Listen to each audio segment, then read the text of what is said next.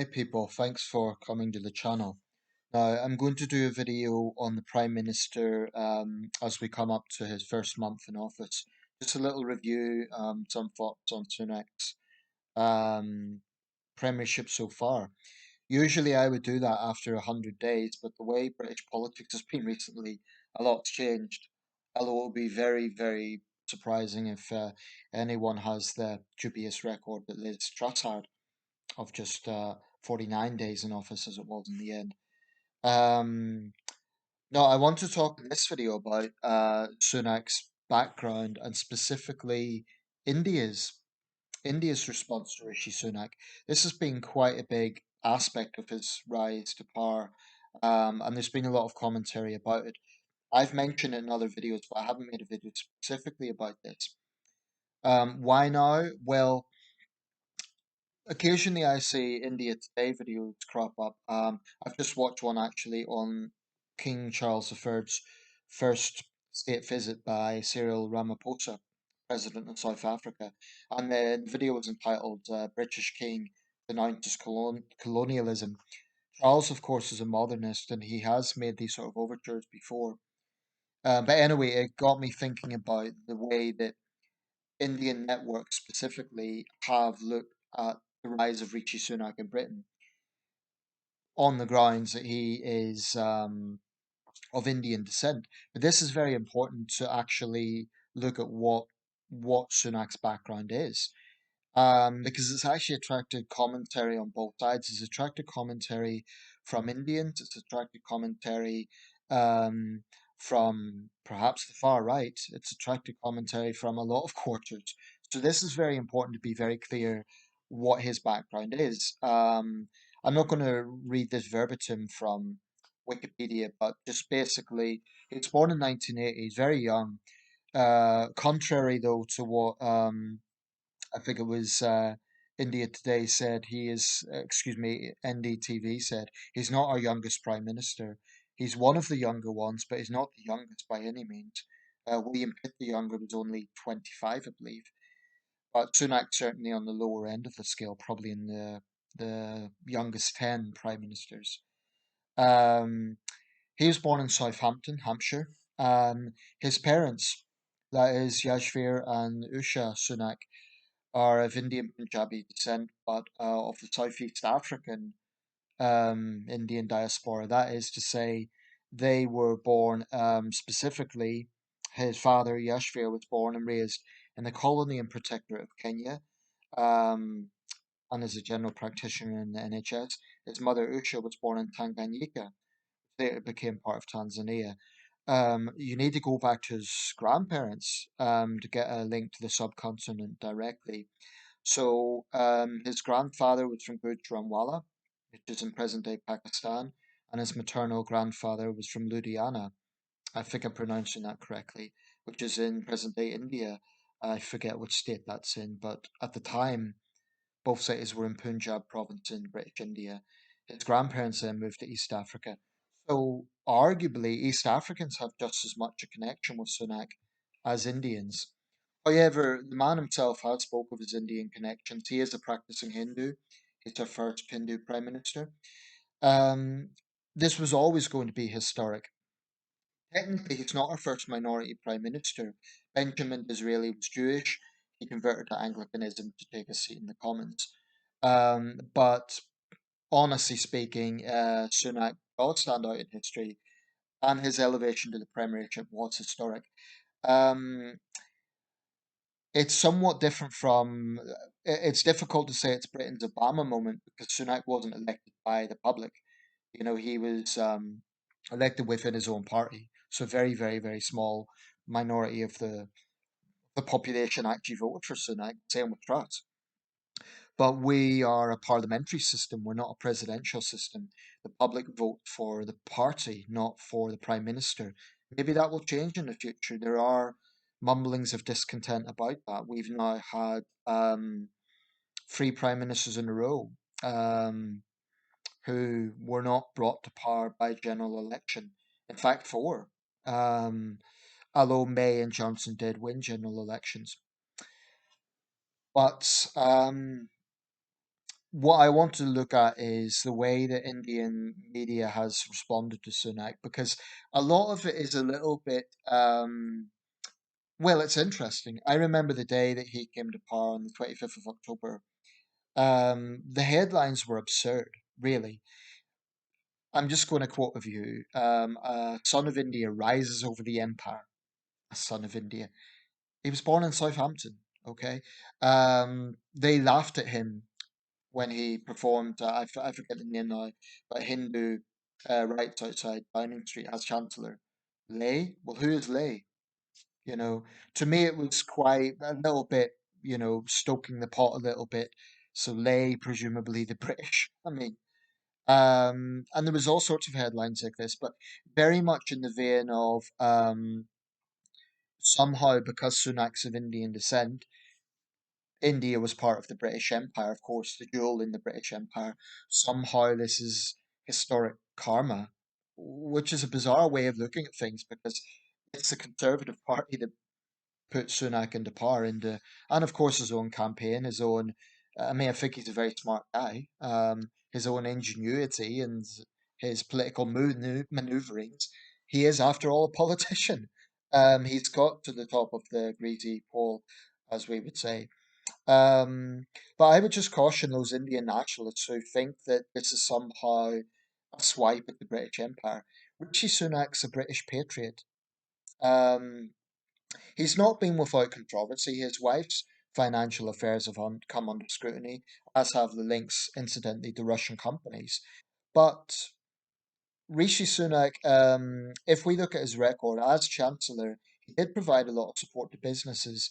So this idea that there's a racist animosity toward Sunak, there was that notorious call on LBC with Sangeeta Maitska, um, the guy calling from uh, Lowestoft, forget his name now, but that became kind of a cause celebre. He was coming out with some racist attitudes that Sunak isn't really British. Well, those sort of opinions will exist in society. I'm not going to pretend that they don't. Clearly, he was a personification of that. But, and it's ignorant. Obviously, it is ignorant. Rishi Sunak is British. But actually, there's an irony here because Sunak is going to provoke both sides. He's going to provoke white nationalists with their very small minded view of the world because they'll say he's not really a true Englishman because he's of Indian descent. And it doesn't matter that he was born in Southampton and he served at the highest levels of British government and his family has, the links he has with this country are deeply, deeply ingrained. No, that's not enough for them. So you have on one side that reaction, but you also have Indian nationalists who seem to think that Sunak's one of their own. Um, I think that's also misguided because they're kind of exploiting this and they're saying at every single opportunity. I mean, whenever there's a report about British politics on NDTV or India Today, it's very, very biased towards Sunak ostensibly for no other reason than his background. They were not biased to Liz Truss or Boris Johnson or Theresa May in the same way. So this isn't a political thing whereby they're just pro-conservative. It's solely because Rishi Sunak is Rishi Sunak, not Richard Smith. Um, so I think they're very biased, and I think some of their coverage of this has been sloppy and at times inaccurate. Like I say, they falsely said he was our youngest prime minister. He wasn't. I think that there is opportunities for Sunak to forge stronger ties with India. There's certain things, for example, about Indian students studying in the UK, giving them more flexibility on visas. I'd support that. I think that Indian students can be good for this country, and there could be mutual benefits there. Certainly, I would favour good relations with India. But if we're being honest, relations are not 100% tranquil at the moment. For one thing, India's stance over the war in Ukraine is dubious at best. They don't support Russia, but New Delhi has been sitting on the fence. I think it's a failure of leadership. I think the world's biggest democracy could have taken an opportunity to unequivocally condemn an aggressive, larger power invading a smaller country. I mean, there's no way to gloss it over. Historically, of course, India's had quite close relations with Russia. During the Cold War, far from being non-aligned, there was times that New Delhi, particularly under Indira Gandhi, was outright pro-Soviet. So India can't be seen as a pro-West country necessarily. Non-aligned, well, it's a big, powerful country. There's issues around foreign aid. I mean, we still send millions to India, even though it has its own space program. Under Rishi Sunak, foreign aid has decreased. Now, there's going to be questions about. I think a lot of Indian nationals kind of expect that Sunak will just, give India what it wants. Rishi Sunak is the British Prime Minister. Okay, so fundamentally, he's going to put Britain first. Whether he does a good job of it or not will remain to be seen. Today, the Supreme Court ruled that Scotland will not get independence. Of course, Sunak is a unionist, as every British Prime Minister by definition needs to be, because then they wouldn't be British Prime Minister, would be English Prime Minister. But my message to Indian nationalists is, yeah, it's historic. Sunak is of Indian descent through his grandparents. But he is first and foremost the British Prime Minister. He's not India's representative in the UK. He is not, and he's not going to give India special treatment either. At the G20, he seemed to get on well with Narendra Modi. That's good. Like I say, it's better that we have good relations with India. But one issue I have with the way New Delhi conducts its business is very often it's through this prism of trying to, is it really about an equal partnership, or is it about, well, the British should feel ashamed because of the Raj? Sometimes we see these things crop up. The Kui Nur, for example. Apparently, that's part of the. It's going to be, well, it is in the crown jewels, and it's going to be part of the Queen Consort's official coronation regalia. The problem with the Kui Nur, if we return it to India, Pakistan, and Afghanistan, they say it's theirs. The truth is, its origins are quite obscure. So India doesn't actually have a concrete claim on this. Certainly, it wasn't British to begin with. We took it from, South Asia. There's no question about that. But the problem is when you start getting further back in history, origins are obscure. There is not, as it stands at least, 100% concrete evidence that the Kohinoor originates in India. It may well have originated in Afghanistan or Pakistan, what's now present day Pakistan. Issues like this, are always going to be a little bit of a thorny issue with Anglo-Indian relations, and occasionally issues concerning nationals. We have a British Indian national who's currently held in prison um, on dubious charges. He haven't hasn't faced trial in years. I've made a video about that. Um, so there are sometimes those sort of issues crop up. But I think where we can work together, definitely we should. I think the issue about visas, yeah, I'm all for granting Indian students more visas. Um, Joint partnerships in terms of business, that's all good. Um, how do I see India myself as a British citizen? I would say it's neither an ally or an adversary, it's simply a partner. I mean, I don't think we can honestly say that we have the same sort of relationship with India as we have with, say, the United States or France. Um, Yet it's still a very unique relationship, between a former colonial power and the independent country. But India cannot keep banging the drums of the empire because India today, in fact, in GDP, India has just surpassed the UK. We are sixth, India, I believe, is fifth. India's got its own space program. So Indian nationalists can't keep playing up the empire whenever it suits them. When actually, incredible India, a country standing on its own feet, this shouldn't be about constantly shaming the former colonial power.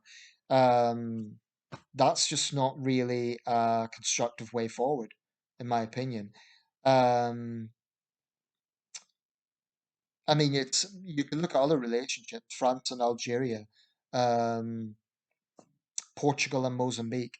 There's always a complicated relationship between the European colonial power, former colonial power, and the countries that became independent from it. Um, but I don't think that imperial guilt should always be used as a battering ram. I mean, as the king said, we should be honest about our past. So I am absolutely open to saying, yeah, we done some terrible things in India. Amritsar, the exploitation, massive famines that we did not do enough to curtail. 1876 famine, there was a extensive relief effort. That wasn't always the case. With the Bengal famine, the context matters. It was in the midst of World War II, and there was no specific government policy to kill millions of Indians. That is inflammatory and it's inaccurate. I mean, for one thing, we needed it all the help we could get. This was World War II. Why on earth would we want millions of Indian people to die at a time when we needed all the support from the empire we could get? That would make absolutely no sense as a government policy. So when the Bengal famine's described as a genocide, that is a very problematic way of looking at it. I think it should be seen as a tragedy because 3 million people died. Um, but this was in the context of total war. And I think you need to look at it in that context. But that's still within living memory, so something like that can still be wrong. But there just has to be an honest look at the history, which means, yes, from the British side being honest, but also I think the Indian side has to stop constantly playing up this guilt methodology, particularly given that some of the things that independent India has done, particularly in the northeast, particularly when we look at Operation Blue Star, for example, India's own track record on human rights and some of the things the Indian army has done over the years is not exactly glowing. So India cannot play holier than thou. Um, but yeah, anyway, I'm going to round this up. But I want good relations with India. I think certainly we have better relations with India than we do with China. But I'm disappointed by India's stance on Ukraine, very disappointed. I think it's a missed opportunity. And I think it would be wrong for Indians to see Rishi Sunak as, their man in Britain. He is the British Prime Minister. He's not India's representative in the UK. Um, that's very important to understand. Will his election as prime minister, well, his elevation as prime minister, will that improve Anglo-Indian relations? Maybe. I don't really think it will because I think it's more about what he will do as prime minister in terms of party direction. He has a million different things to deal with: the situation with Ukraine, the cost of living crisis, the Scottish nationalists pushing for separation. It's a very, very demanding job. So yeah, and I think if Rishi Sunak loses the next general election, mark my words, Indian networks will be saying, "Oh, it's because the British are racist." No, it will be because the British people democratically decided to vote for Labour. If that happens, too early to say. I think a while back I confidently said the Tories will lose the next general election. I'm not sure now. Sunak's a very smart guy. He may just do enough to persuade people to vote for his party. This budget, every budget has controversy, but at least Sunak and Hunt didn't make the mistakes of Truss and Courtine in terms of pandering to the rich. One last thing, some of the criticism of Sunak is very valid because there have been question marks over his wife's financial affairs. And for some people to try and play the race card and say it's because he's Indian, nonsense. I think some of the methods and some of the approach the Indian networks have, the way they've covered this has been a bit lazy. It's been a bit reductionist. It's not looking at the nuances of what's actually going on. So to say that there is criticism of Sunak because he's a British Asian is really short-sighted. Some of it might be. I concede that there will be people out there who are racist, but I think that's a minority viewpoint. I think there will be many more people, including, by the way, many British Asians, who are skeptical of Sunak for other reasons, for policy, because he's a Tory, among other things.